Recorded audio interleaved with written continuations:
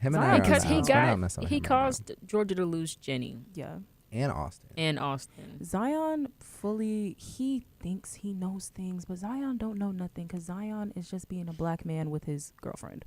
Yeah, All I'm asking is for Austin's sake, do you think this could be potentially a better thing? Like, if Zion was the one that was able to help Ginny get into therapy and is helping Ginny work on herself and process everything through therapy, do you think, and her self-harming and depression, do you think that could be something that could be developed in the same way with Austin Absolutely. and everything that he's been witnessing? Mhm. yeah. Zion can help with that because honestly, Zion he's been pretty good to Austin He too. loves Austin. He's a good father. He's Yeah. yeah. He's just not him and Georgia. They just can't. They can't be together. And That's yeah, all. he's present now, which is good. So we love that. Yeah. What about what's Georgia's sister name? Do you think she's gonna come back? I hope not. I hope not. She I was like her. She was I Austin can't. really liked his cousin though. He did Oh, really yeah, like he his did. cousin. See, I feel like everything we talk about goes Cousin back or, like, to half Austin. cousin? That was his Cousin. cousin. Okay. Cousin. I feel like everything we talk about goes back to like I feel bad for Austin. This kid is way too The young true to be dealing victim. with this. Actually, the true victim. Can we change the name from Ginny and Georgia to just Austin. Austin. Do you think they're gonna do a it. time jump? Yes, I hope so. I hope so. I hope Well, so. I'm a little Well- scared. Max might be dead. I don't know. Max. I'm actually very afraid that Max is going to be dead. That's something people have been talking about because of like the whole thing at the end where everybody's abandoning her. And then it's like, obviously she's really depressed right now. I think she might die. I hope not. I hope she doesn't, but I think she might die. And that might be the way that everybody realizes they should have taken more care of her. Netflix has one lesbian left, and it is her. We need to keep no, her no, alive. we got Remember Abby's with that girl, that skater girl. Oh, Abby Oh, is with that I skater thought girl. they were non-binary. I don't know. That I don't know. We got one main character who's a lesbian. We need to keep her alive. Well, I agree. You guys, it's been a great show. You agree? I I do. agree. Next week, what are we talking about next week? Next week is Euphoria season 3. Oh boy. I hope y'all watched the first Scary. episode because I didn't. It was lackluster, but we'll save that for next There's week. a lot going on Next in this week show. we'll have mamas. episode It's a 1 lot. and 2. We to talk will. about, We will. so- And Episode A. 1. Oh, yeah, because... Oh, yeah. Because they're Oh. releasing all that stuff now. Oh Yeah. dear. Yeah, it's a episode. It comes out every Sunday. Every Sunday. 8 Oh, p.m. Euphoria Sundays are back. Yeah. Euphoria scary. Sundays are back, and Fourth Wall Break Wednesdays will keep continuing on for 2 more episodes. Yeah. Bye, you guys. Wait, we gonna do our Oh, go yeah. forth? Yeah. Yeah, gotta go. Okay. We gotta go for it. 1, 2, 3. Go forth.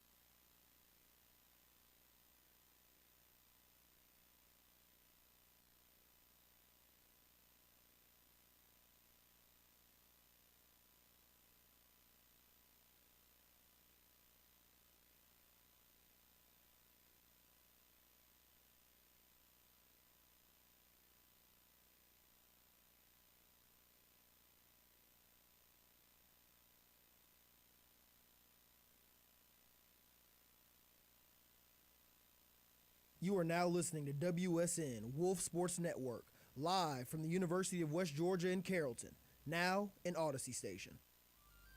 In this season of Sports Out of Pocket, it's all luck, with returning segments like Controversy, Jalen Carter just let it get the best of him for some reason, and he decided to do it back. Cash or Trash. Do we think Joe Flacco can turn around the Cincinnati Bengals team? And we're going all in for Fire Me Up. Baker Mayfield in Tampa Bay, Florida. Stop what you're doing and listen to me right now, sir. You have been the king of the NFC South for 3 years. And we take our chances with our brand new segment, Look of the Draw. today's categories, top 10 2010s wide receivers. Parker, you polled. Did I just pull A.J. Green? What?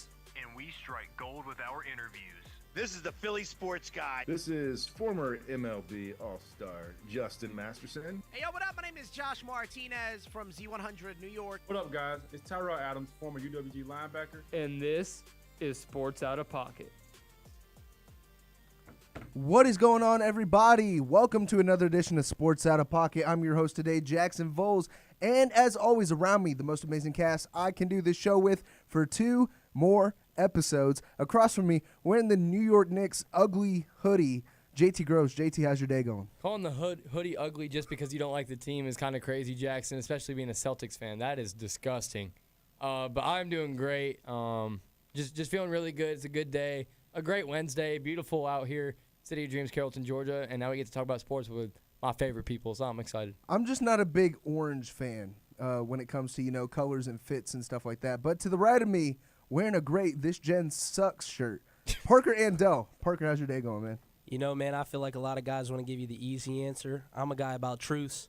I'm not doing so hot today. I feel a little sick. Allergies catching up to me, and I feel like I need some sleep, so I'm not in the best of moods today. Well, I don't want none of that, so I might have to disperse from you after the show. But to the left of us, making us sound amazing, Michael Miller. Welcome back to the show after taking a 1 week off. How was the Masters, man? It's great. Met my king, Drake May, out there on the golf course. He was enjoying it. It was kind of like looking in the mirror, to be honest with you. It was like Drake May, that kind of. He was confused too. Did you get to meet anyone cool? I met Drake May. That's really all that matters. Dwayne Wade sat a couple rows in front of me. Didn't talk to him though. Met Fernando Mendoza in the bathroom, so shout out Fernando. Wow. Hey, I mean, today that honestly plugs in perfect because we're going to be talking about the NFL draft preview for the 2026 season. JT Gross? Michael, you mentioned when you were when you saw Drake May, I'm imagining that Spider-Man meme where they're all pointing at each other. I feel like that's exactly what it was. You just saw him and you guys just stood there and pointed at each other. Yep. I mean, I would love to meet, Drake May or a athlete lookalike of mine, but I'm not very athletic and I don't have many lookalikes. I'm a unique person.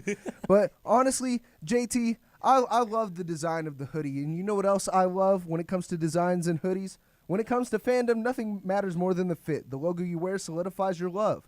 Now you can be a Wolf Sports Network fanatic with our brand new merch store powered by Osier Apparel. Visit wolfsportsnetwork.com and click about. And with that, let's get into the show. I'm just here so I won't get fined. We're in here talking about practice. It's time for the latest sports controversies.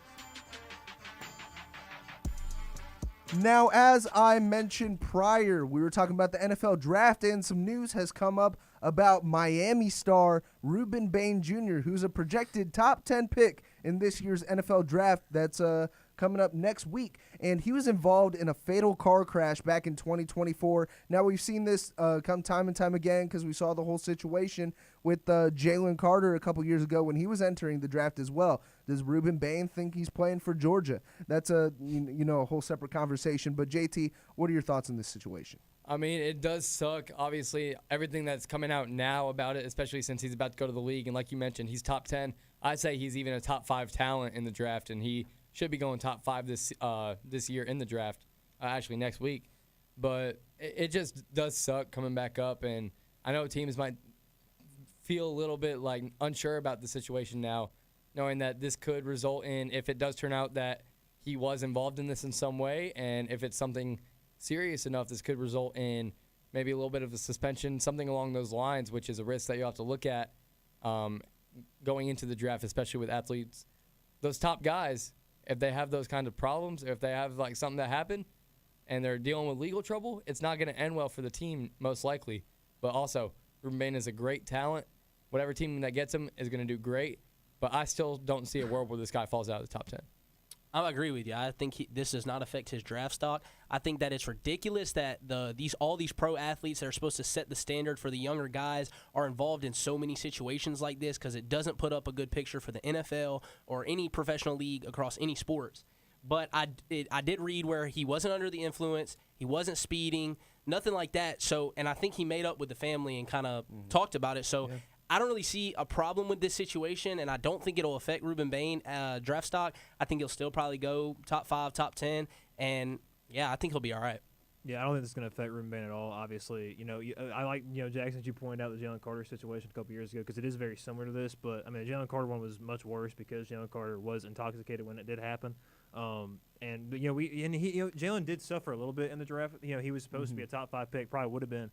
Ended up falling down to, was it 9 or 10? You had the Eagles had that pick. It was right after the Falcons pick, I believe, or 2 picks behind him. Ended up taking Jalen Carter there. Ruben Bain may fall a little bit. I don't think he will. I don't think this is really going to affect anything because, again, I talked about in the playbook a little bit on Monday night. I don't think he's had any other off-the-field issues when he was at Miami. There's no, character concern that I've really heard about Ruben Bain. Jalen Carter did have that problem at Georgia, and he's continued to have it in the NFL, obviously spitting on Dak for game 1 of the year this past season. So I don't think it's really going to affect Ruben Bain too much. It is an unfortunate situation, though. We've seen so many things with NFL draft prospects and vehicular incidents, relating to that. And, I don't think he has any character issues, but you've seen, other guys who have had character issues, like Mike Green fall in the draft last year to the Baltimore Ravens. And, there's just so many things that come up to the surface within the week and even the month of the draft. So I don't think it's going to really affect his stock. As JT mentioned, he wasn't intoxicated, or Parker mentioned, he was not intoxicated. He didn't have any character issues. So I don't think it affects his draft stock, but I felt like it needed to be talked about. But something else in the controversy world relating to the NBA landscape of things, LaMelo Ball and Bam Adebayo, 2 stars for the Hornets and Heat in the NBA, had a little scuffle yesterday in the NBA landscape of things, and LaMelo Ball tripped Bam Adebayo, but he related it to a head injury. I'm going to start off with JT Groves. What are your thoughts on this? Yeah, you're looking at it, of course, it was a high, very tense game. You're in the play-in game. You lose, you're out completely. You don't make the playoffs. You have no shot. And so, obviously, the tension was really high already at that moment. But a similar incident happened, I believe, last season with LaMelo, and Bam Adebayo got a little tied up. And it looked like LaMelo was, calling for a foul, but it looked a little intentional. He was trying to maybe trip Bam Adebayo a little bit. And so now we revisit that a little bit this season with the game that happened. And it was a block shot. LaMelo goes down, and Bam Adebayo was kind of on one foot, leaning back. And he might have been calling for a foul because LaMelo did get hit in the head, but he straight up just grabbed Bam's leg and just threw it out from under him. Bam landed straight on his butt and hurt his back. And so it's with a player like LaMelo, obviously you're really good, but I feel like he kind of has that history of he thinks he's better than everybody in a way. And so it's yeah, he might have been oh yeah, I was just trying to get the call. It's you can't be going around doing these dirty plays to other players, especially some of the top players in the league. But no matter who it is, if you're playing dirty like that, there's a reason that you're going to get fouls called and maybe even suspensions. All first glimpse, I'm not going to lie, it did look intentional. It looked like just straight he put his hand right under his leg. But it's hard for me to say because you're falling down. You don't have really a lot of control over your body, and you're falling. So I think it's hard for us to say he's falling on the ground after getting his shot blocked, and he intentionally just threw his hand under there because he knew Bam. If Bam had 2 feet down, he's very stable. I don't think he trips him. But I think it does look bad on LaMelo. He said he came out, apologized, talked to Bam about it. I think this is something small that 2 grown men can get over and not have beef over it for forever. Yeah, like I mentioned, the tensions were already high in that case. So, they probably talked about it after, got it all figured out. But, Bam still had that injury. Either way, LaMelo might have had a little bit of a head injury, and then Bam, of course, was dealing with his back injury after that situation happened because that was the cause of it. But, again, it's a high-tension game. The loser ended up going home, and the Miami Heat ended up going home. And so it's it does kind of suck if you're Miami and you're wow, we ended our season off of this whole controversy, and Bam Adebayo is also dealing with a back injury now. This is good for basketball. Let's have more of this in the NBA. It's a soft league. Everything's a foul. You know, part of the reason why this is a dying league is nothing ever happens in this stupid game. Whoa. Right, going back. You're watching grown men go up and down the court, shoot a basket, run back the other side. It's just cardio with the ball. It's a boring sport to watch. The college basketball is fun. The NBA is boring. If you have more stuff like this, you'll draw me back into it, get more interest in it. So good job, LaMelo. You know, everybody listening at Z6 and Dine West and everybody watching on YouTube, comment your thoughts on Michael's take on this, in the chat. But honestly, I want to kind of tie it back in. Relating to the NBA and, aggressive players like that, there's a reason why, honestly, I'm a big fan of Grayson Allen. And Grayson Allen has had some, aggressive situations in the NBA. Not saying everything he does is right. He gets a lot of technical fouls, a lot of flagrants. But, you need some more athleticism and some more aggressiveness in the NBA that, we used to see in the early 2010s. And again, Michael made a great point. Everything is a foul. And honestly, I'm kind of trashing today's NBA. And with that, let's get into our next segment, Cash or Trash. Josh Allen without a number one receiver will never win a Super Bowl. Cash or The Cincinnati Bengals are better off without Joe Burrow. trash. Now, if you guys don't know how Cash or Trash works, we give a take, and everybody around the table either cashes it, agrees with it, or trashes it, doesn't agree with it. And I want to start off with my Cash or Trash relating into the NFL draft that comes up next week. And the Las Vegas Raiders have the number 1 overall pick this year. And it's looking like it's going to be Fernando Mendoza, the quarterback out of Indiana. But we also saw an NFL free agency. By the way, Kirk Cousins' agent should be in the Hall of Fame by the end of his career. 5 years, $172 million for what in Atlanta? Nothing? Maybe 5 games a season, 6 games a season when healthy. He did throw for 500 yards against the Falcons, by the way. I mean, against the Bucks. I just wanted you to know that. He did but it still doesn't warrant 5 years, $172 million contract. So this relates to my Cash or Trash. I think they take Fernando Mendoza, but Kirk Cousins will be the starting QB in opening week for 2026 because of the contract.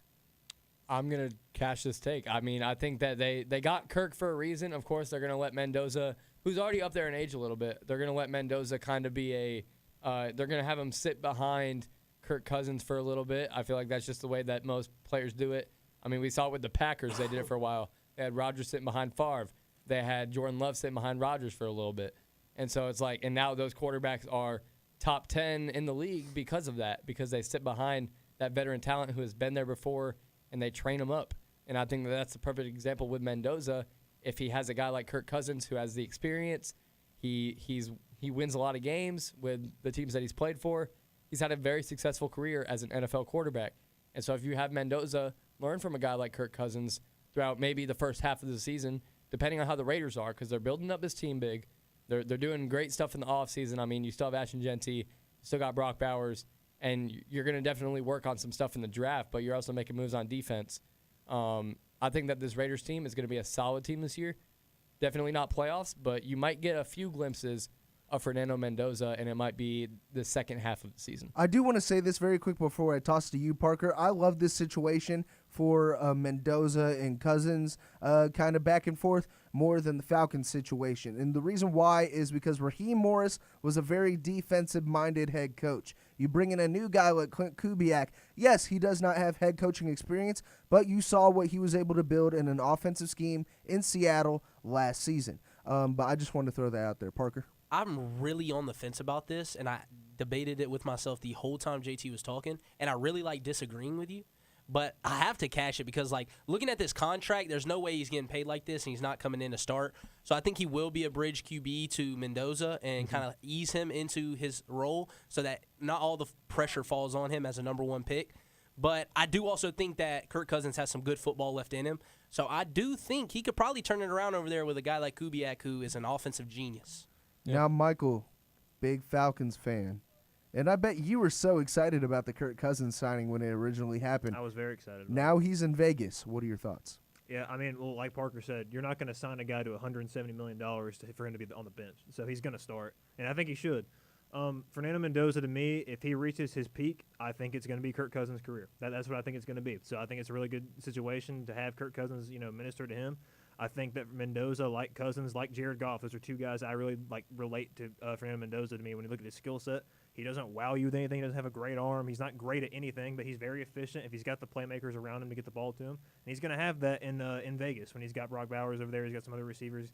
Has Aston Jeanty back there. He's going to be able to do that. I think that he should sit for a year and let Kirk, mentor him. And like Parker said, too, when Kirk is healthy, Kirk is still a good quarterback. The problem for him in Atlanta that first year was that hit that he took in the Saints game. After that, he was injured and he couldn't throw the ball the way he needed to, and that really cost us. Obviously, the game against the Raiders, that was the kind of the last straw because he was so hurt he couldn't throw the ball at all, and that limited your offense there. So if Kirk is healthy, he's still an efficient quarterback, still a good QB, and I still like Kirk. So I'm glad you mentioned the term limited offense because you look at the Raiders' offense and there's so much more you need to address with weapons, as we mentioned prior in the season. I mean, when you have Trey Tucker as your wide receiver one, and especially in a tough competition in AFC West like Mahomes, like Herbert, like Bo Nix and the Broncos, you're still going to be a 4 team. But, I mean, it's just up from here. Now, Michael Miller, I want to stick with you. What is your cash or trash for this week? Yeah, so when we did our baseball segment, Parker Andell had some very strong words about the New York Mets and how good this team was going to be. And I did pick the Mets to finish above the Braves in the division because I was anxious and a little skeptical of how our guys would perform. Well, for the most part, really it's the bottom of the lineup coming through. Some of these guys really haven't gotten going yet. Austin Riley hadn't gotten going yet, but Matt Olson's hit the ball well. Ronald's starting to come out of his slump a little bit. But we're still, we're first in the NL East. Mets are struggling. Juan Soto being out is a big part of that. But I would say cash or trash, and this is more, like I said, I was talking to JT before the show started. This is going to be more of kind of a question or discussion based, but do we think that, like what do we think is more important when you're putting a roster together, really in any sense, but especially in baseball, because the Phillies had a very similar offseason to the Mets back in 2019 when they added so many new guys, a lot of big contracts, a lot of big trades, and they went and got Jake Arrieta and JT Realmuto as well as Bryce Harper. This kind of reminds me of that with Bo Bichette, Luis Robert Jr., some of the guys they went out and got this offseason. How much do you got to take into account roster compatibility more than just going and getting good players and just mixing these big egos? Because that really hurt the Phillies that year. They had a lot of big egos on that team, and they never really gelled together as a team. And I feel like that may be happening with the Mets this season as well. I mean, I want to throw it back to the Mets season a couple years ago when they had Buck Showalter and the 100-something win season.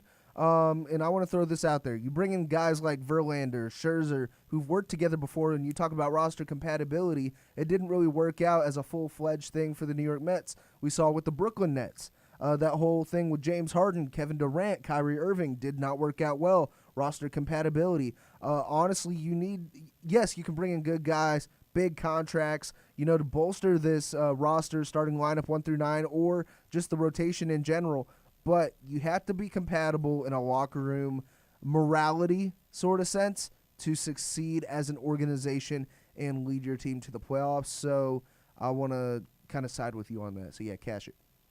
Yeah, I mean, you hit the nail with the hammer. I mean, these Mets, they're not playing good baseball right now. And like you said, it's 162 games, so anything could happen. But I think they have so much talent on that roster but can never figure it out. I think they have a lot of bullpen issues. And when your captain, your number one guy that you're looking up to is also struggling, the whole team's going to struggle. Lindor hasn't got it going this year. Neither has Juan Soto really got it going this year. And I think it all starts at the top of the helm. I think manager Carlos Mendoza is soft. I think there's no fire lit under this team. I think they just go out and play ball, and whatever happens, happens. I think there's no expectation to try to get these Mets back to where they used to be. Yeah, I'm going to side with you as well, Michael. I think that you can have all the talent in the world on a baseball team, but if those guys don't get together in the locker room and have a good morale going into their matchups, going into their games, because these things are daily. These are daily games that you're playing. And if you have days that you're off, you have days that your star players aren't performing at their peak or they're just having bad days, it's going to affect the rest of the locker room, and that's just going to be a bad morale in the locker room, and it's going to lead to losses. And I think that's what we're seeing with the Mets right now. Now, JT, sticking with you, what's your cash or trash for this week? So this one is going over to the NBA, and this has to do with the current playoffs and who I see in the finals. I don't think a single 1 or 2 seed makes the NBA finals this season. And looking at it, the Eastern Conference, the 1 and 2 seed are the Pistons and the Celtics. On the Western Conference, we have the Thunder and the Spurs.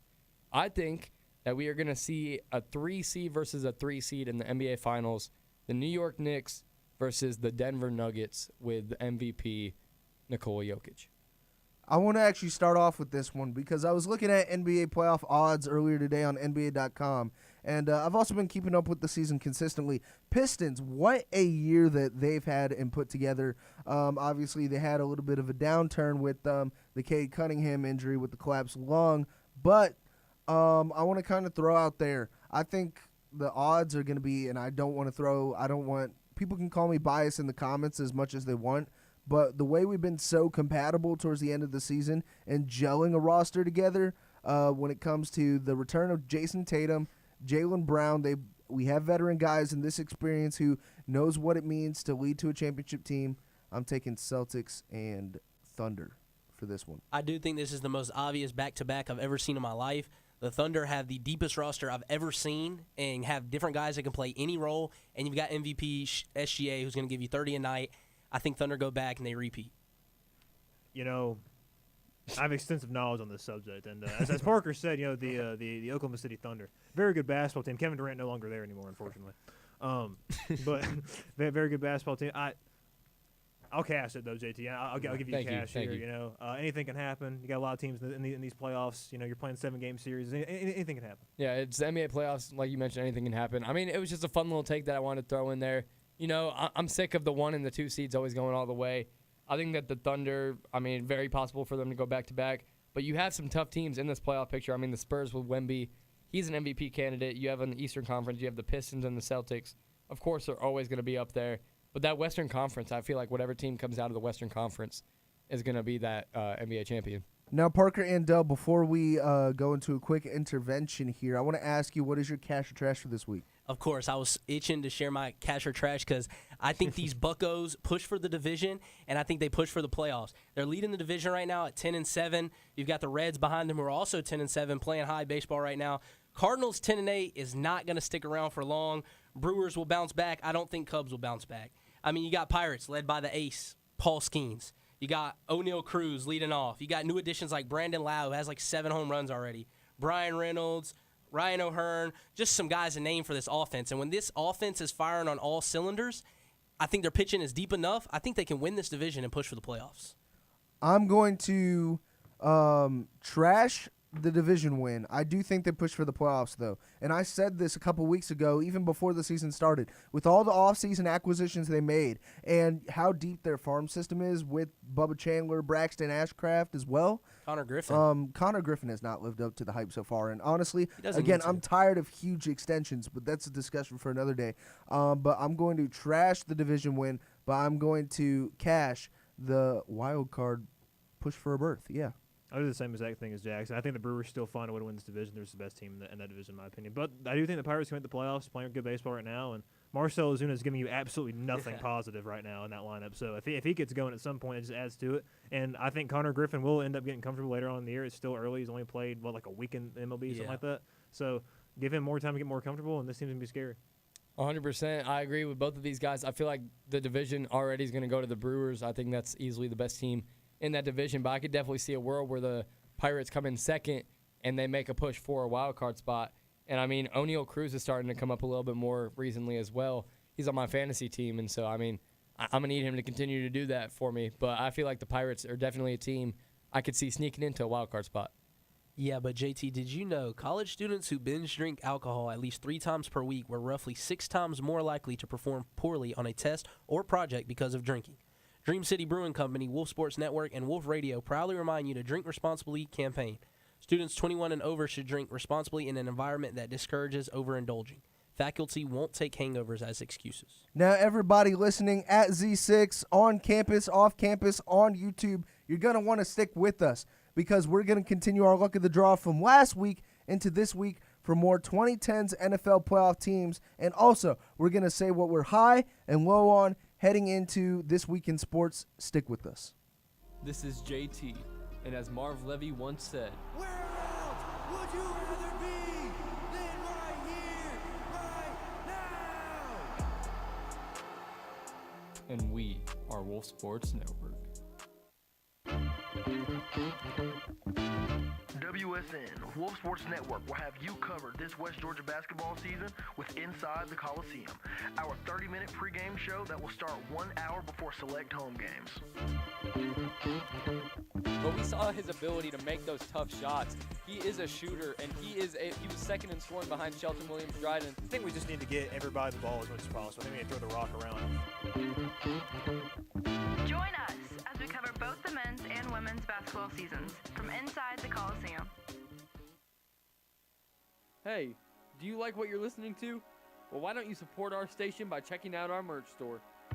Hoodies, shirts, and hats can be purchased on our website powered by Osier Apparel. You can also DM us on Instagram at Wolf Sports Network if you would like to recommend any more options. Go to wolfsportsnetwork.com and click About to view our merch store. Wolf Sports Network. The Wolves play here.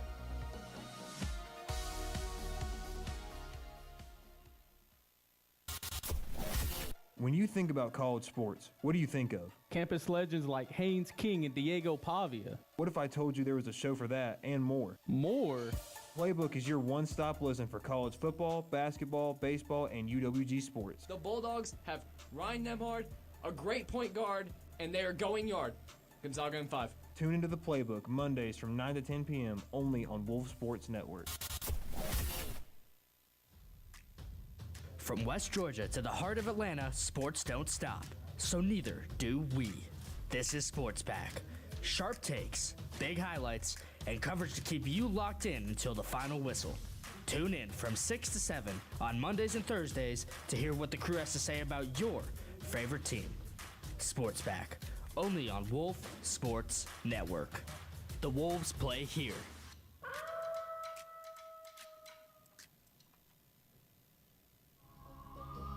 This studio ain't big enough for the four of us. It's time to see who has the luck of the draw. Welcome back to Sports Out of Pocket. And if you guys are now just tuning in, thank you for tuning in to Sports Out of Pocket. And if you guys don't know how luck of the draw works, we pull teams, names, or coaches out of this hat, and we have to give the best year of the career from a certain decade or overall career. And I'm going to start off with Parker Andell. You know, giving you your redemption for choosing the 2011 Colts. Nobody cares, Jackson. The Raiders, bro. Like, did they even have a good year in the 2010s? Like, actually? Derek Carr, Khalil Mack. They had 1 year where they made the playoffs. I'm not going to say what year. 15 or 16. You mean the 2015 Raiders? I think you're 1 year before, because 2016, that was the year when Derek Carr was in the MVP race before he tore his ACL, and you had to run with Michigan State legend Connor Cook for the playoff game. All right, my first pick, the Buffalo Bills. Oh, how beautiful to see that. He cheated. He cheated. I did not cheat. He's lying. I looked you dead in the eyes whenever I picked this team out. And so our playoff drought ended 2017. So obviously I'm going to go with 2019 because I believe that's when we had our best offense. So I'm going to go 2019. All right, Michael Miller. All right, let's see. Jackson, I believe you wrote Bucks here, but it got cut off. Let me see that. Let me see that. Yeah, that says Okay, Bucks. Bucks. Jackson's handwriting can't spell a four-letter word. They weren't. Okay, they had what's his face, but they had Jameis obviously for a good portion of that. Mm-hmm. They had that white dude for like a year. Mike Glennon? Whoever that was. The dude with the long neck? Bruh. It wasn't Mike Glennon though, I don't think. But the one I'm talking about anyway. They Josh weren't- McCown, probably. I really They had don't Fitzy know. for a little bit. They did have Fitzmagic. I'm trying to think about who, because the Saints won the division like every year in the late 2010s. Dude, you sure they made a play? They made a playoff in the 2010s? I don't know. So but this was you a just very- pick- you this might was- want to they pick. did. This was just a try to find an bad team. 8-8 or 9-7 season. I'm gonna go 2018 because I'm pretty sure that's the Fitzmagic year. I think. I'll go 2018. I'm not too sure, to be honest. Oh yeah. All right, I'm trying to think of the Jameis year when he threw like 50 touchdowns but like 50 interceptions. Hey, the Baltimore Ravens Give me 2012 Baltimore Ravens, the year they won the Super Bowl with Jacoby Jones, Ray Lewis, and all of them. Yeah. Yeah, so I pulled the Patriots. Oh. And we'll keep it short and sweet. I don't even have to explain any more. We'll just say 2016 and move this thing to JT. There we go. 28-3. I said we will speak no more of that. We're going to go to JT. Okay. All right, let's see who I pulled. The Cleveland Browns. Should I go with their 0-16 season just to be fun? I'm not going to do that, but that was actually the first NFL game I ever went to was a Bills-Browns game when they were 0-16. I'm going to go with, because this team was not very good in the 2010s at all. When I think of Browns, I think of later. It's gonna be a later year, because I think they might have went to the playoffs like in 2018, 2019. Which year? I might just go again with 2019 Browns. I don't know if I like that or not because it's the Browns, but No, that sounds about right because that was like year or two for Baker. Yeah, Odell Beckham Jr., Jarvis Landry. year. okay, yeah, that's not a Nick bad. Chubb? Yeah, that Nick Chubb. might have been best bet, low key. All right, Michael Miller. Was it the Kansas City Chiefs? Mm. How beautiful that is 2019. I like Super Bowl it. champions. I like it. There you go. Now to pair with my 2012 Ravens. There you go, See. Parker and the Giants. The Giants actually won a Super Bowl back in 2011, so give me 2011 New York Giants. That was the upset against The Patriots, yeah. Pats. Sauce it up, sauce it up, sauce it Eli up. Manning's second Super Bowl win versus the Patriots. And too. against Tom Brady, yeah. The Broncos. Ooh. And you said this was your like You got a pretty transition. clear year. I know. Peyton that's 2013, right? You're locking in? Yeah. No, 2014. 2014 Broncos. That's 1 safe. year off. That's safe. Yeah, 14 was the Seahawks Broncos, but then 15 the next, was the year next they year won. was the Panthers 15 they won. Broncos. Hey, you still got a Super Bowl contending Facts. Broncos. Here you go, Michael Miller. I'm gonna pass you the wolf head as I announce my team. We got the Packers. They have a lot of good years. Aaron Rodgers has a couple MVPs in there. They got a ring in there. They do have a ring in there, and I'm completely blanking on what year it is right now. This is so bad. Oh gosh. It was early. It was not. Oh, this is really bad. Because they constantly make the championship, but they do not make the Super Bowl. You know, shout out John Joyner, who's in the chat, who is going to flame you in the chat if you don't get the right year on this. Yeah, this is really bad on my part. I'm trying to think of what team they might have played in the Super Bowl, and this is really bad because I'm completely blanking on it. Oh no. JT, you gotta give your answer. I'm gonna go with what year did Rodgers win MVP? This was 20. I'm gonna go 2018. That's bad. You know, the Packers won the Super Bowl back in 2010, JT, and versus the Pittsburgh Steelers. So honestly, that would have been a good year. I was thinking that was 09. Yeah, That's on me. That's on me. They did have a ring in 2010. That's It's almost bad. as bad as 2011 Colts. It's not anywhere as bad as 2011 Michael Colts. Got the Dallas Cowboys. So I'm trying to. So Speaking of bad, yeah, I know. So I know Dak's rookie year they were really good, and they lost to Green Bay at home because they had a chance to play them possibly, and they're the 1 seed in the NFC that year. So that was a good season. I'm trying to remember the whole Des Bryant thing. I can't remember which round of the playoffs that was in though. the Des caught it situation. Yeah, You mean like what year? like what round it was in. It doesn't matter. Just choose a year. Well, Alright, because Jack. if it was in the NFC Championship Well, if it's game, NFC then Championship that would be a game, better that's the season one than you'd want to 26. Oh yeah, you're right. Because they only made the divisional round in 16. I believe that was a divisional round game. I'll go 2016 then, because they were the number 1 seed in the NFC that year. I mean, that's There a you go. solid year. That's a solid year. Parker Andell for the final round there. To go here, I got the Chargers. Now, there's a couple Philip Rivers, Mike McCoy years, Keenan Allen. Let's go with 2014 Chargers. Yeah, 2014 Chargers, because I believe they made the divisional round. Is that still San Diego Chargers? Yeah, the San Diego That was the Chargers. San Diego Chargers. So, yeah, Antonio Gates, last couple years. All right, boys. All right. Last trip around. See what Parker's last pick is. Last trip around is the Detroit Lions. And I don't think they actually even got good until, like, 2020. So I think I might have to dig into some earlier years because they were bad for a really long time. Yep. They also had a defeated season.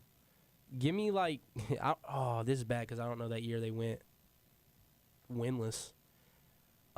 Give me the 2011 Detroit Lions.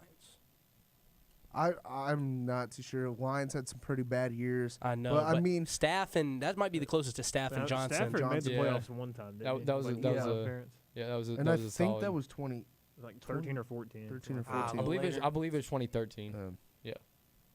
Oh, yeah, because he's on the cover of Madden 13. If you guys have issues with our ball knowledge, make sure to comment in the chat or DM us on Instagram. That's what I try and think of. I try and think of, like, Madden covers a lot. The Chicago Bears, which I can tell you right now are not on any Madden covers, other than back when Walter Payton played. The Chicago Bears had one season where they made it to the divisional round, divisional round.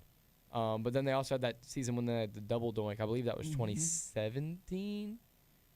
Dang, was it that long ago? I might be getting old, guys. I might play it safe, and yeah.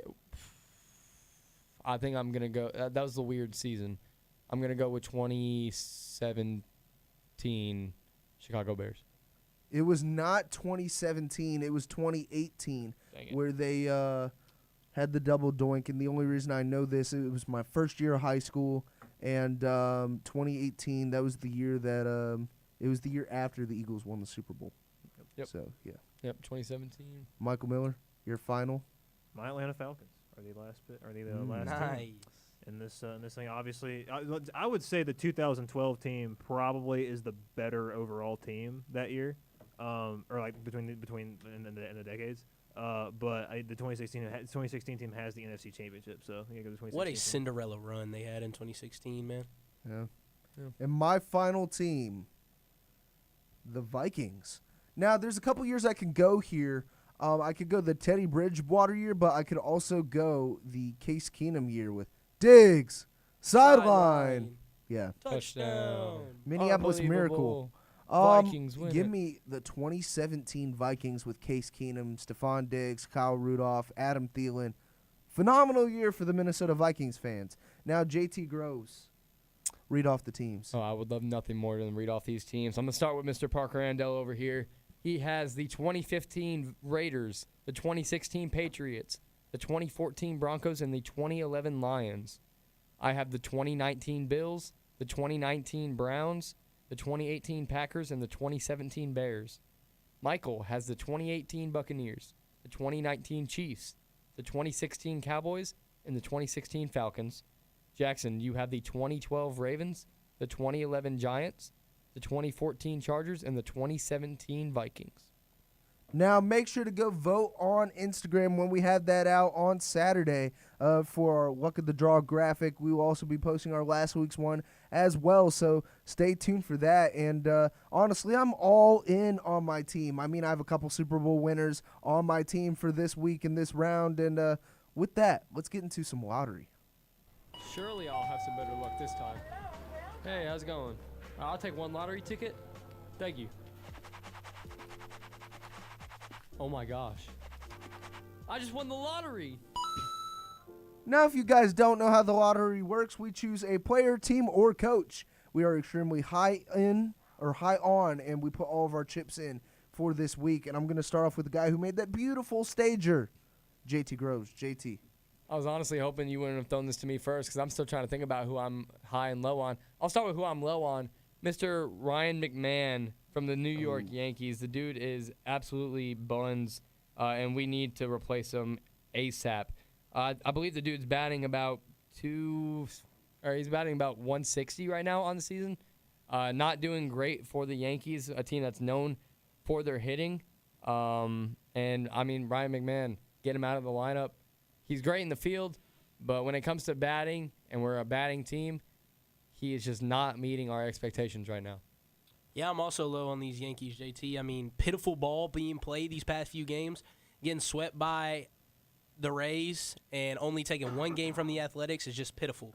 And both of those games we lost like 2-1. We lost in a walk-off. So all these games are close by one run, and we can't seem to figure it out.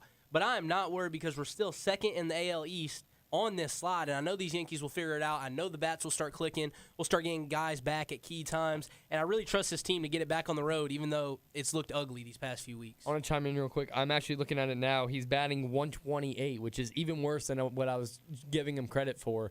128 on a team like the Yankees is basically unheard of. You would think playing it's in bad. a Little League ballpark like a Yankee Stadium, you'd have All right, buddy.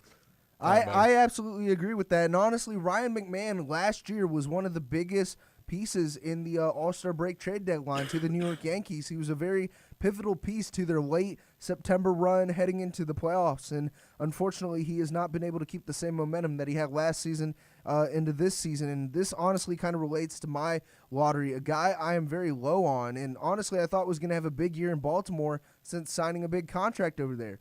Pete Alonso. And he's only batting a 176 right now for Baltimore. And I was talking about Baltimore being a sneaky team to maybe make a 5-6 seed for a wild card American League push. And Pete Alonso was going to be a big piece to that. And we saw him have a career year last year with the high average, the high amount of homers, the high amount of RBIs. And unfortunately, like McMahon, he wasn't able to keep the same momentum relating to that. But I want to give my player I'm extremely high on, and everybody's high on, heading into the NFL draft, looking to convert to a wide receiver for multiple organizations, Kenyon Sadiq. And I know he's worked out for the Baltimore Ravens. He's worked out for the Philadelphia Eagles because, again, come draft night, we might trade away A.J. Brown, and we're going to need another maybe star wide receiver that can help propel us back to the Super Bowl. And Kenyon Sadiq would honestly be a phenomenal piece if we get rid of A.J. Brown. If we don't get rid of A.J. Brown, I don't see us drafting him.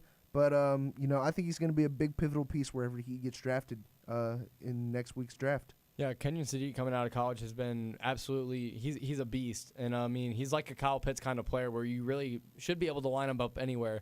Obviously, the Falcons are testing that out, and they're not using him correctly. But I feel like if Kenyon Sadiq goes to a team that knows how to use him properly, lines him out wide, maybe puts him in the slot just like an underneath guy, he's going to get the ball, and he's going to make some plays with it. And so, like, any team that gets him, there's a reason that he's projected so high. Dude is a beast. I'm also very high on him. Freak of nature Kenyon Sadiq is. Like, he's a best player available. Like, that's what you take no matter if that's what you need on your team just because he can make that much of a difference. I love that fit over in Baltimore. I think he can play a role like Isaiah Likely did, and I think Mark Andrews can kind of play less snaps and let Sadiq go out there, be an extra wide receiver for Lamar because Lamar needs more options like that. So I do love Kenyon Sadiq. I'll go to what I'm high on because I want to shift over to the NBA. I'm high on these Charlotte Hornets. I mean, they're riding a high. It's all about anything you're in. It's streaky. Get on a hot streak. And, they won a nail-biter, barely won this play-in game, but all it takes is one to get on a roll. And I think Celtics shoot a lot of threes. And so if you start missing threes and you leave the door open for a guy like LaMelo, a guy like Khan, a guy like Brandon Miller, these young guys, they want it. So if the Celtics slip up in any way, I think these Charlotte Hornets can take them to the edge of 6 or 7 games. I mean, honestly, we've seen the Celtics have some playoff push failure when it comes to facing lower seeds, and this is honestly the most complete team I've seen in Charlotte since, whole Kemba Walker, Michael Kidd-Gilchrist, what a name there, for the Charlotte Hornets. But, again, you have Con Knuppel, you have Brandon Miller, you have LaMelo Ball, and you have, like, these young guys against a team that has guys who are in their early 30s, late 20s, getting up there, I wouldn't say up there in age, but you can still perform at a peak level at the age of 29, 28, 30. But again, you never know. It's the NBA playoffs. Just like March Madness, you don't know what is going to happen. So honestly, I'm high on them too, Parker Andell. Now, Michael Miller, what's your lottery for this week? My man, Dom the Bomb Smith, as some call him. He may be the greatest designated hitter in the history of the game, Jacksonville. This is absolutely incredible, the tear he's on right now. And to think that he wasn't even on the roster at the beginning of spring training to be here, and really has been kind of a non-factor the last couple of seasons. You haven't really heard his name too much. Obviously, he had some good seasons with the Mets, kind of was with the Giants for a little bit here and there, and then Parker was talking about. I'll give Parker some credit too. Parker talked about when we got him that he never stopped hitting. Like, there's never been a situation in his career where he's had a struggle at the plate. And that's coming true right now, hitting 350 right now, something like that. He's got, 4 home runs already. Had a clutch AB last night. He's performing in a great way for us. Obviously losing to Ozuna, filling in a great role in that DH spot for the Braves. And really a cool story just overall, just to have him kind of have this resurgence in his career a little bit the first 18 games of the season. We talk about being streaky, man, and baseball's like that. You catch fire, you're going to keep going, and that's what Dom Smith has done, and he is on fire. When Dom Smith comes to the plate, I mean, he's coming through. Guy came on, bases loaded, tie game. Was it a 2 RBI double to give him the lead? Three RBI double. 3 RBI, cleared the bases. I mean, guys just clutch. Full count, choked up, and just poked it into left field for a go-ahead double. And a guy like that, I mean, dude, you love to see it. A guy who stayed down and just waited for the resurgence to come up. Main reason why the Braves are the first National League team to reach 100 runs. I mean, this offense is firing on all cylinders. I can't wait till some key pitchers come back, and we could see this Braves team win the NL East this year. Now, I actually want to throw in a baseball guy for another high very quick before, JT Groves gives his little opinion on things. But Jordan Walker, and honestly, St. Louis Cardinals, man, I didn't think we were going to be this high in the standings heading into the first 18 games of the season. Again, it's only 18 out of 162, and our pitching has been a little mediocre. Dustin May's kind of finding his rhythm in the rotation. Started off with like a 27 ERA. Now it's down to like 5 or 6 right now. But Jordan Walker leads the MLB, or is tied first in the MLB with home runs. And Jordan Walker was a first-round pick back in 2020, 2021, and I was so high on him. But then we saw like the whole shift in things when it comes to outfielders and prospects we cannot develop. Dylan Carlson, Juan Yepes, Delvin Perez. You don't even know that name because he's never made an MLB debut, but he was a top prospect at one point in the 2020s. But I'm so glad that he's finally made a resurgence, like you mentioned for your player, Michael Miller. So shout out Jordan Walker if you're watching this. Big fan.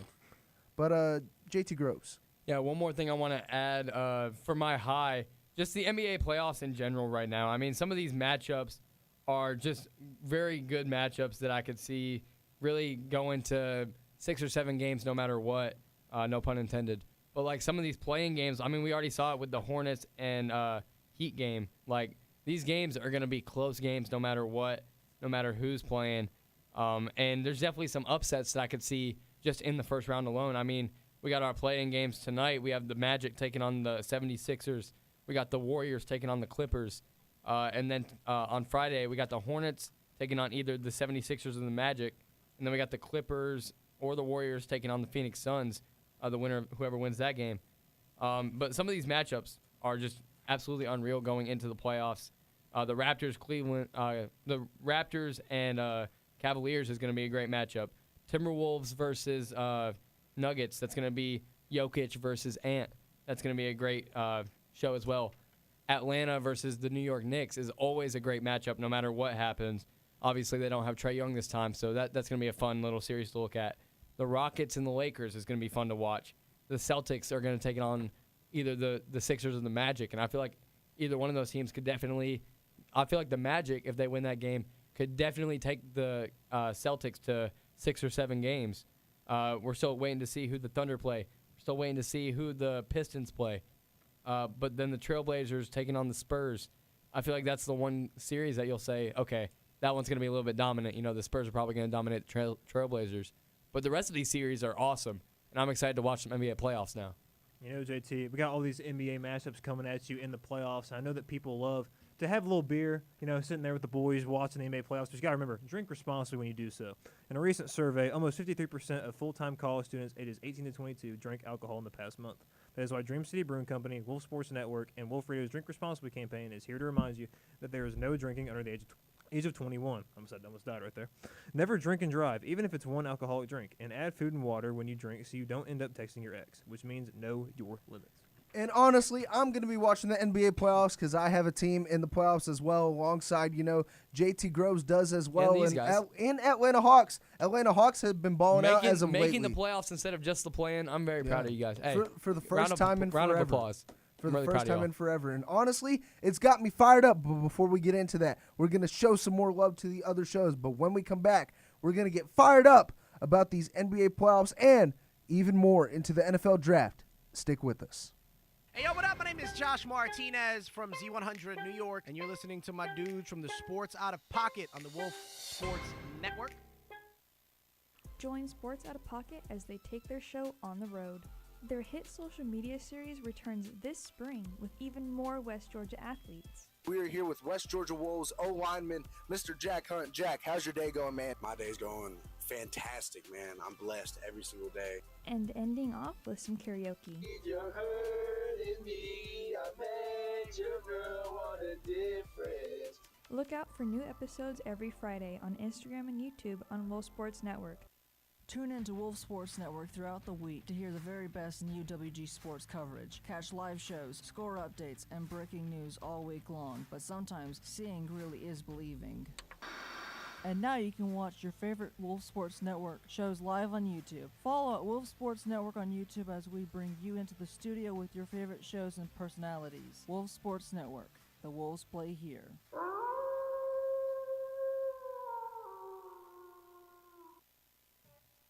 Wait a minute. Is this what I think it is? Wii Sports? Let's try something. Let me tell you all about this show on Wolf Sports Network. Get with the playbook. Get with the playbook. Get with the playbook. It's the playbook. Hear us talk about all of college football, basketball, and baseball. Mondays from 9 to 10 p.m. The Playbook on Wolf Sports Network.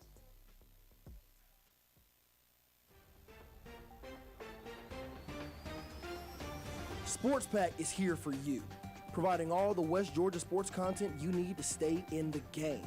Tune in to Wolf Sports Network every Monday and Thursday from 6 to 7 p.m. so you never miss a beat as the crew takes you through the wild world of UWG sports, while also keeping you updated with your local Atlanta teams as well. Don't miss out. Sports Pack every Monday and Thursday from 6 to 7, only on Wolf Sports Network. It's time to get heated with Fire Me Up. That's right. Welcome back to Sports Out of Pocket, and welcome to our segment, Fire Me Up. If you guys are new to the show, we get fired up, riled up about anything in our sports world and our sports teams, and I'm going to start off with the NFL draft again. The Philadelphia Eagles, we're still looking a week ahead of the NFL draft. By the way, stay tuned for our NFL Draft Show, annual NFL Draft Show for Wolf Sports Network, where you're going to see your favorite talents across the station on a 3-hour show talking about the entire first round of the NFL Draft. But I want to start off with, again, my Philadelphia Eagles. We're looking at the D-line situation. We're looking at the O-line situation. We're still looking at all the prospects over there. And I saw a lot of things about Spencer Fano dropping in the draft, and I'm like, no, I don't want that. And we look at the wide receiver situation. Again, we hosted Kenyon Sadiq. If we get rid of A.J. Brown, which personally I don't mind, we get a locker room, issue out of our ways in Philadelphia, and we've messed around with that way too long. Yes, A.J. Brown is still a top 15 wide receiver in the NFL, but I don't really necessarily want him anymore. I mean, I'm good with Devontae Smith. We can run some circles with our OC over there. And honestly, give me a guy like I don't know who's going to be that late in the draft. Denzel Boston? Boston out of Washington. I think he's going to fall that low. Maybe Jordan Tyson, who everybody says was a top 10 draft pick, but if he falls down to the later round for the Philadelphia Eagles out there. And the NBA playoffs. If the Celtics have a lot of great history versus the Sixers and the Magic when it comes to NBA playoffs, there's nobody I really fear in the Eastern Conference. I mean, again, Jason Tatum has been balling out. I'm not fearing the Knicks. Don't look at me that, JT. All right, buddy. And Jason Tatum, ever since coming back from injury, which everybody said he was going to be out the entire 2026 season, 2025 heading into 2026 season. And he's back. He's balling out. Jaylen Brown balling out. And give me the Celtics to go all the way in the NBA playoffs. I'm marking it right now, JT Groves. Well, I'm going to hop back over to the NFL draft. And it's funny that you mentioned Denzel Boston because the Buffalo Bills are in the perfect position to get a guy like Denzel Boston. And it makes me think that the Bills are going to get a receiver in the first round because they moved Gregory Rousseau from being an edge rusher to now he's an outside linebacker, which makes me think that we're shifting more to the linebacker side of things. I don't think that we're going to draft a linebacker, which I originally wanted C.J. Allen. I would love a guy like C.J. Allen still because Matt Milano's getting up there in age. But it has me thinking that we're shifting a little bit more to maybe we're getting another receiving threat for Josh Allen, and that could be a guy like Denzel Boston out of Washington. He's a big body. He's a jump ball guy, which we tried that last year with Keon. Obviously, that didn't work out. I don't think Denzel Boston has any character issues, so I think we're good on that part. I would love a guy like Denzel Boston to have alongside DJ Moore, Khalil Shakir, and then obviously we have the 3 tight ends that are all beast. And just that really, really good offense, you know. But going into the NBA, the New York Knicks are going to go all the way this year. They are I think they've lost 4 of their last 15 games maybe. And one of those wins was against the Boston Celtics. So we did lose our last game of the season. But we're going into the NBA playoffs, going in strong. We're taking on the Atlanta Hawks. And as long as we out-rebound them, we got some big bodies like Cat. We got Mitchell Robinson, who have been being beasts in the paint. They get rebounds. I think we have no problem with getting rebounds. If we out-rebound the Atlanta Hawks, I see no problem with us getting them in 4 or 5 games. You know, I want to throw this out there very quick, kind of relating to the MLB as well. You know, Parker Andell, your New York Yankees suck, bro. Honestly, I don't think that they're going to be able to place... the same record as the No. Honestly, I don't think they're going to be able to place in a wild card spot. I still have the Boston Red Sox above them. I still have the Toronto Blue Jays above them. And honestly, the Yankees might slide in the 3rd seed. I could talk about this organization probably all day, but I won't take up a lot of your time. We'll start they went through started 8-2, and now we're at 8-7. Absolutely unacceptable. Some things I want to go down. You know, to be the best offense in baseball, you've got to start your best players on offense. Back-to-back nights, Ben Rice gets sat and benched, and Aaron Boone's excuse is he can use him in a pivotal situation to fire it in a pinch hit situation. That just tells me you're not trying to win the game. You're just looking for a situation down the road to try to win the game. Ben Rice, on paper with these stats on Baseball Savant, is one of the best hitters in baseball. That's an everyday player. I don't care if a lefty is on the mound or a righty is on the mound. Ben Rice should be playing every single day. We also have Randall Grichuk coming off the bench to specifically hit left-handers. I think he has 1 hit against a left-hander this year. The fact that Randall Grichuk is getting at-bats in 2026 absolutely frustrates me when we have the Martian Jason Dominguez sitting down in AAA. And Jazz, mental errors. It's a contract year for you, buddy. You're talking about you can't hit in the cold. Mm-hmm. No team wants to sign you. You can't hit in the cold. They want you to be able to hit for 162 games. I think it's just a slump, Jackson. I talk about streaks. Baseball is a game of streaks. They'll get hot at the right time. They're still going to win this division. And hold on real quick before I throw it to you, Michael. Riley, point the camera on me real quick. Aaron Boone, you better get Ben Rice in the game right now because I have him in fantasy. He's batting .360. He's batting better than the best batter in the league, Aaron Judge. Get him in the game. Stop trying to utilize him for whenever you feel like you need him. He's the best batter in the league right now. Get him in the game. Let him hit the ball. He's a beast when he's in the game, and when he's not, we're going to lose. You know, don't listen to JT Groves because he didn't know who Ben Rice was until 2 weeks ago. Says your baseball knowledge. But I'm going to toss it to a guy who has big baseball knowledge, Michael Miller. That dude has nothing to complain about. I'm about to say, yeah, I know this segment is firing me up, but I'm doing pretty well right now. You know, the Braves are still nowhere near healthy, and 11-7. I've reclaimed my throne in the National League East again, finally. And I'm not going to give it back. That's the goal. We're going to beat the Marlins tonight, win this series, continue to not lose series, put the Marlins back further, make Schrader cry tonight. That's the goal for the Braves. Switch the fish. Yeah, going back to the draft, though, for the Falcons, that is a little frustrating just because Caleb McGarry has screwed us over and has decided to retire in April. Couldn't have done that, way back at the end of the season if he was going to make that decision. So now it kind of makes that, second-round pick a little more interesting. Maybe if there's a offensive lineman there, maybe you go there because you're going to need to replenish that. Maybe Zachariah Branch. I'd love that, obviously as a Georgia fan. But really, there's really nothing for me to complain about right now. My Braves are playing really well. Falcons, there's nothing they can do to hurt me any more than they already have. So if it's a bad season, it's a bad season. If it's good, that's a pleasant surprise. So I got nothing to be fired up about. I do want to say, I bet you wish you had a first-round draft pick because all the good O-line talent's going in the first round. And guess who doesn't have a first-round draft pick? The Atlanta Falcons. Always straight up. Caleb McGarry retired, and you need protection for 2 injury-prone QBs in Tua Tagovailoa and Michael Penix Jr.